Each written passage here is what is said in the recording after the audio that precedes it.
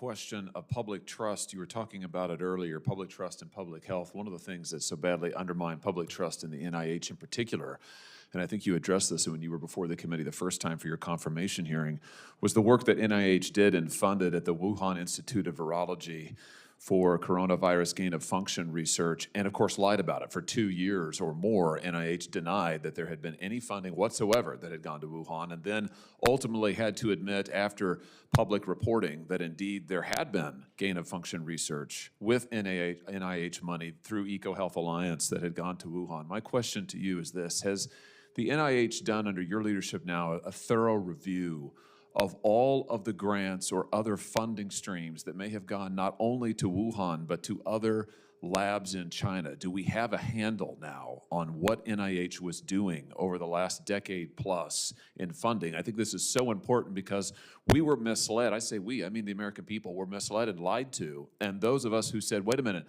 we think there's a funding stream there, we were called conspiracy theorists, kooks, crazies. It turns out it was 100% correct. So has NIH done a review of what funding streams have gone to Wuhan and to other labs? So I've been focused primarily on making sure that we don't currently have or in the future have. So I put in policies to have better oversight of foreign collaborations. I've worked very hard on the dangerous gain of function. We paused 40 grants that have some potential risk of dangerous gain of function and put in policy so that never happens again. Because that's, to me, that's the most important thing. We can't ever do it again. I'm working on the review. It's a long review, and it's gonna. And I'd love to work with Congress, and it's something that other parts of the administration are also interested in. It's a long, complicated story that unfortunately doesn't just involve the NIH.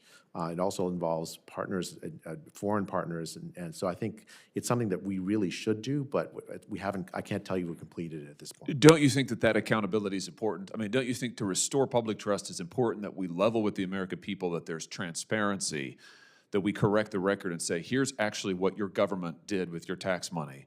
Maybe it'll be little. I mean, maybe there won't be much beyond what went to Wuhan. I hope that's the answer. Maybe it's more than that. Whatever it is, I think the public deserves to know.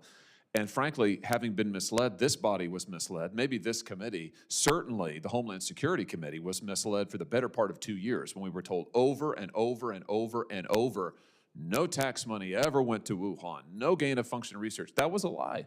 That was a lie from the leaders of NIH at the time.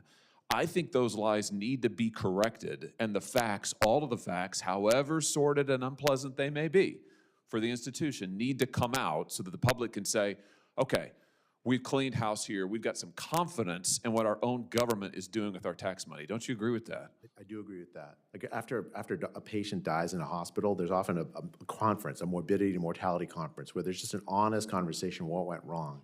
I think the United States desperately needs that. Yeah, desperately. Well, will you make that a priority in your time at NIH? Happy to collaborate with you and others in Congress to make that happen. Good. I think it's absolutely vital.